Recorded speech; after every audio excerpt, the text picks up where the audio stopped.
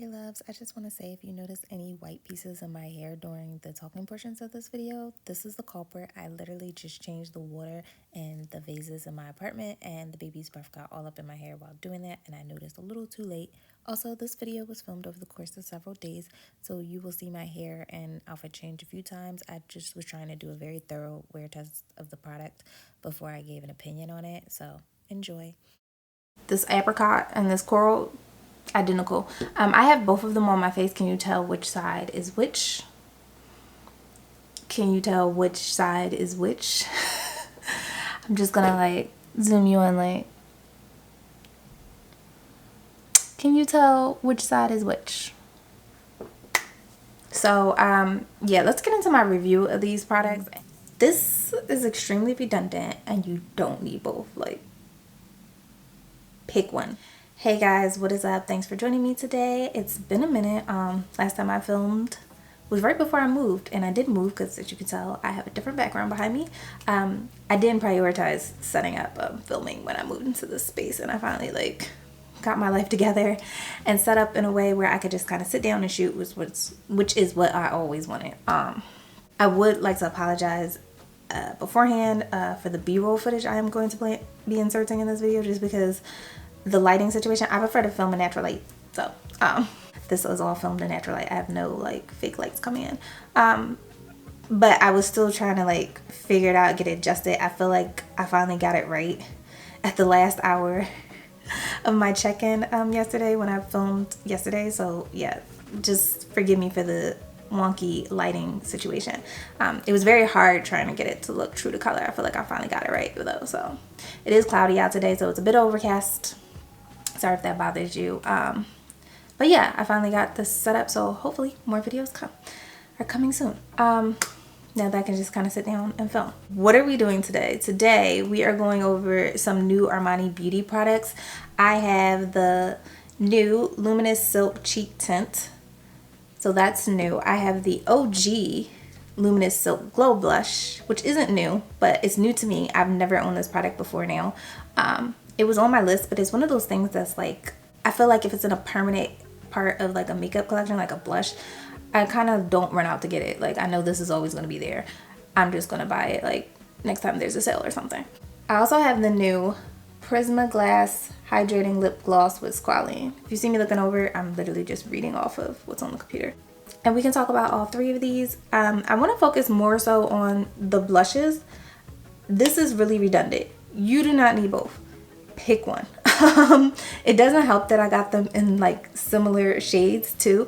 I have both of them on my face today, and I'm gonna explain how I use them today and the day before. But literally, I don't think you can tell where one stops and the other ends. Like, this is very redundant. But I really wanted to put these two against each other just because, like, did they need to do both?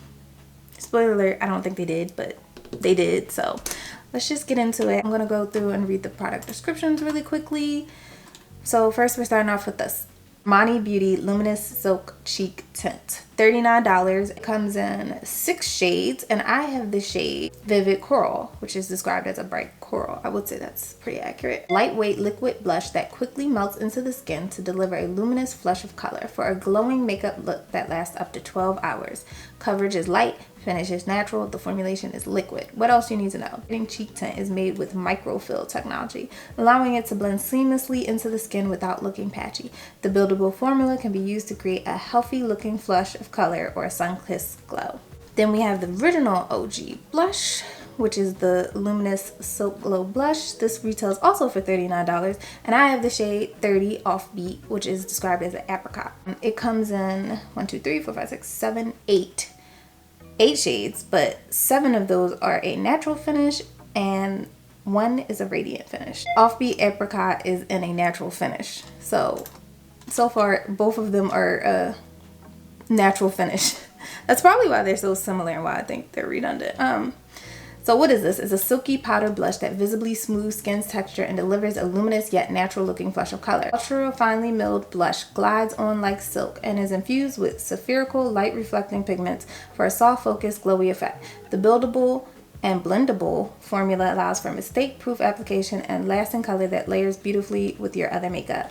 And then the last product is the Prisma Glass Hydrating Lip Gloss with Squalane. This comes in 1, 2, 3, 4, 5, 6, 7 shades. It took everything in me not to get like a basic. I wanted to get this in clear, I'm not even gonna lie to you.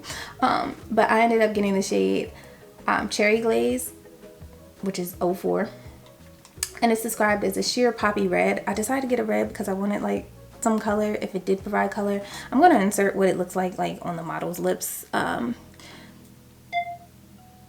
It's a little cap. Like they're layering this on thick. And I find this hard to layer. Like it doesn't layer very well. So I don't know how they did this, but either the makeup artist put on a ton of layers or like, yeah, but you don't get the same effect. I do get a bit of a tint from this color. It gives like I just ate maybe like a popsicle or something, but it literally lasts for like 15 minutes and it's gone. I have it on my lips now. You probably can't tell. it went away pretty fast. I feel like I have to reapply this more often than other glosses. But this costs $38 and you get 0.11 fluid ounces. And what is it? It's a high shine hydrating lip gloss that locks in hydration and reflects light for fuller looking pillowy soft lips for up to 24 hours without a sticky feeling. Okay, that's all 3 products. So let's just go over quickly what I did on day 1. Okay, day 1, I used the combination of Gucci and the NARS concealer as my base. I did not set my face with a setting powder. I only used the setting powder under my eyes, and then I went in with blush. There are lighter no makeup days like this day where I use powder blush to set my face, and I wanted to see how to do with that type of application. I do have some texture on my face, a few pimples, but nothing serious. The powder blush did well. I was impressed. Very pigmented. I feel as though it can work with skin tones that's deeper than me, and I have a medium deep complexion. I found it to be blurring. The Luminous claim is somewhat there, but it's a very soft Luminous, more like a very subtle sheen. When I think of Luminous, I think of glow, like your skin is glowing kind of like after you put on your best moisturizer. And it definitely didn't make my skin glow, but it didn't make it look nice. This application was very nice. I found it to be very flattering, the color, and I was very impressed. I was mostly impressed with how pigmented it was. I also want to point out that none of these had fragrance. I'm so used to luxury makeup having some type of florally fragrance with it, and these didn't have any of that, so that was refreshing, I guess. I did go over that with my beauty blender and buffed it out a little bit more with my brush just to soften it. And then I go in with the cheek tint, and I start off with 2 little drops because I wasn't sure the pigmentation level on this. The powder blush was very pigmented. I don't know if I was expecting a rare beauty situation out of this, but it did not give anything, as you can see by my reaction. And then I added more, and this is where it started to get weird. I tried to hyper focus this like towards the top of my cheek just because I thought the cheek tint would have more of a radiance or luminous finish because it's a liquid, and I thought it would give more of a highlight, but it did not, and it started to get patchy. It did lift up towards the back near my temple, near my ear, but then it ended up blending itself out with the brush. Then I added more. I was literally just trying to match the pigmentation level of the other side of my face. I didn't want them to look so drastically different. Like I didn't want one side to look very pigmented and then the other side look mildly pigmented. I wanted them to have the same pigment level, and I did build it up to get it to that level. Unfortunately, it got more patchy, and I used the preferred application method it says on the site to use for this product, which was your fingers, and I highly suggest you don't do that. As you can see, it lifted up towards the back near my temple again, close to my ear, and that was just terrible. So at that point I decided to just give up on like more layers, and I just set my face with a setting spray and melted it all together. And then I went in with the lip gloss. Now I'm not a big fan of this lip gloss. It's nothing to write home about. I find that the packaging to be big, blocky, and chunky. I have not mentioned anything on the packaging for any of these products. That's because none of them stick out to me. None of them say wow to me. None of them really draw my attention. Like, it's not the most luxurious packaging I've ever seen in luxury makeup. Everything's plastic and basic. Yeah. And then I show the time. It was actually about 11:30, but I forgot to show the time before then when I finally finished setting my face. And this is the finished look for that day. And we're about noon. And it looks okay. you could definitely see the texture being emphasized on my face. I come back around 6:30, and I'm sorry that the light is so like terrible. My camera does not do well in low light, so it's a little grainy, a little blurry for a minute, but I'm holding up each product to each side of the face just so you can see like which is which. Like I said, I got the pigmentation level to match, sort of, and I would say it looks okay, but it's not my favorite. Like, I was not okay with my face that whole day. Like, I felt very uncomfortable. I felt very self-conscious because I felt like all my texture was emphasized over unset skin.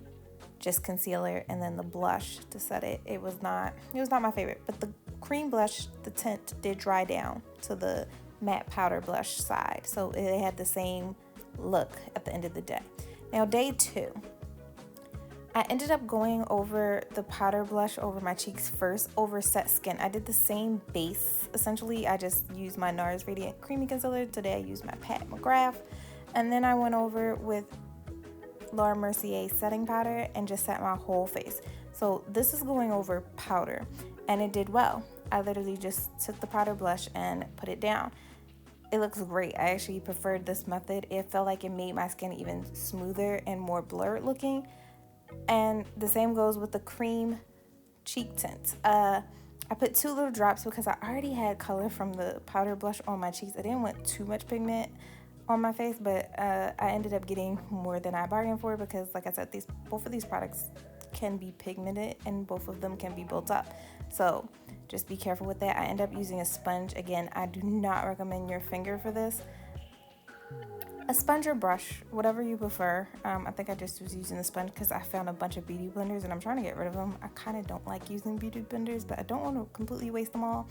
I'm just using them until I can't use them no more. I'm not going to wash it when this is done and dirty. I'm just going to toss it. But yeah, I just blend out and I literally put it to the top because I wanted to see if I could see a difference between the finish, because the first day, once that cream tint dried down, it looked just like the blush side. So I was very the powder blush side. It looked just like the powder blush side. So I was very confused as to like, well, what's the difference?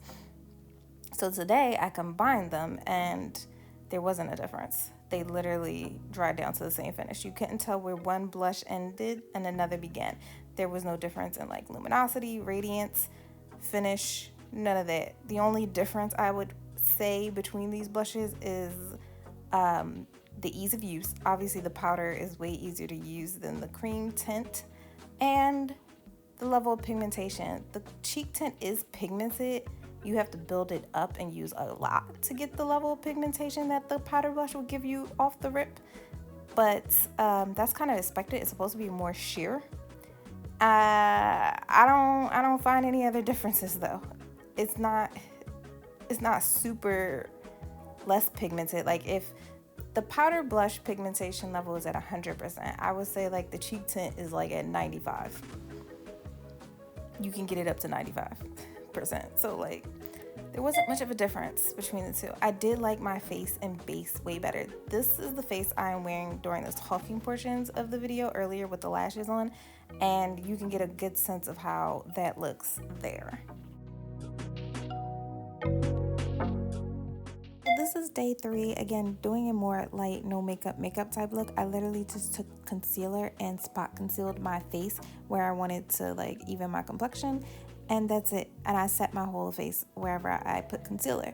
Today I'm going in with the liquid blush first, and I'm focusing on the high points of cheeks. I don't know, I keep thinking in my head, because it's a cream product, I want it to be luminous. I really want this product to be luminous for some weird reason, so I keep focusing it more towards the higher part of my cheekbones because that's where a natural highlight would show, and this product's not luminous. I don't know why my instincts just naturally tell me to put it there.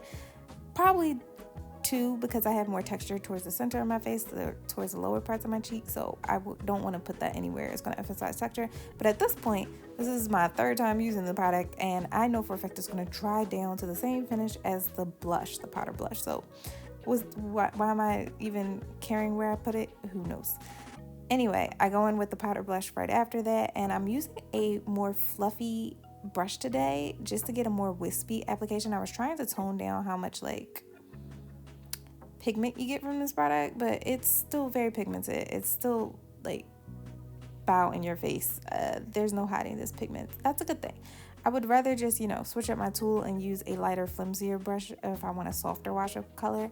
Or, you know, if I do want to go full clown that day, I have that option. So this is the finished look. All I really do after this is take the brush I used on my complexion, like my base, my concealer, and tone it down a little bit, what was left over on there. I didn't add any additional product, but that's it. This is the finished look. I don't do anything else after that. So final thoughts. The powder blush comes in a #1 here. It is easy to use. It's intuitive. It's pigmented. If you're worried about how much pigment comes off, just use a flimsier brush. That will save you a lot. But I find this to be very nice. I like the way it goes onto the skin. I like the way it looks upon first application. I like the way it looks 8 hours in. And I love the fact that the color stays all day. Like, this is a blush I don't have to worry about like disappearing up off of my face. Perfect. Second, the cheek tint. The cheek tint is okay. I find it to be a slightly more fussy version of the powder blush. It dries down to the same exact finish. There's really no difference between the two besides, like I said, if the powder blush is on 100% pigmentation, the cheek tint is on 95% pigmentation. That means you can build it up, you can get it there to the same level of intensity as the powder blush, but what would be the point? Especially if you got them in the same color like I did. Like, it's gonna look the same no matter what. So I would just rather deal with the less fussy product in the powder blush than the fussy cream cheek tint version. The cheek tint's not bad. It's just like, why deal with this at all when the powder is sitting right there? So next up, I'm showcasing the gloss, and I'm gonna say you pass on this. Do not waste your money. $38 for what? I find the advertising for this to be very misleading. It does not give that very super juicy, glossy looking effect. The packaging is big, bulky, it's plastic. I compare it next to my iPhone in the B-roll you're watching right now, and it's just okay for what it is. It does wear nicely throughout the day. I'll give it that as a pro, but like for $38, I expect luxury makeup to feel and look more luxurious, and this missed the mark, so. Just to recap over the swatches that I'm inserting here, I love the powder blush. I give that a 10 out of 10. It's pigmented, it's long wearing, it's buildable. You can apply this lightly if you wanted to, and it's blurring. It has a nice soft radiant sheen, which I love. I feel like the radiance definitely kicks in more once your natural oils set in and your makeup starts to, like, you know, sit for a while. It takes several hours for my makeup to get to that state just because I have dry skin, but yeah, love that blush. Now, as far as the cheek tint, I gave this an 8 out of 10. I only knocked 2 points off of it just because it's slightly more finicky to work with and use. It's not as intuitive as I thought it would be. I also thought it would be slightly more luminous than the powder blush, but once it dries down to the exact same finish, so I didn't really see the point of that. I'm not sure why they made this blush, especially since it gives the same exact finish as the powder one once it dries down. But if it wasn't so finicky and it didn't lift my makeup 2 times when I tried to apply it, then it would have got a higher score. But I definitely do like both blushes, and I will be using both blushes. If you're very adamant about getting the cheek tint, I highly suggest you get it in a different color just so you won't have the redundancy that I do and having virtually 2 of the same colors. There's no reason to do that, so just get a different color if you really are adamant about trying the cheek tint.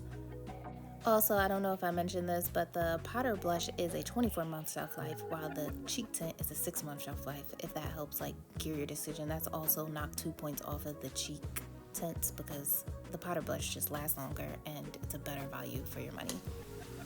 But yeah, that's all I have today. Thanks for hanging out. Like, comment, subscribe, all that good stuff. Take care, and I will see you in the next one. Okay, so that question I asked at the beginning, which cheek can you tell like has which blush on it, was a trick question because like they both end up giving you the same result and finish. I have them both on both sides of my face, and literally because of the way the cheek tint dries down to a powder finish, or should I say it dries down to the finish of the powder blush, there is no difference.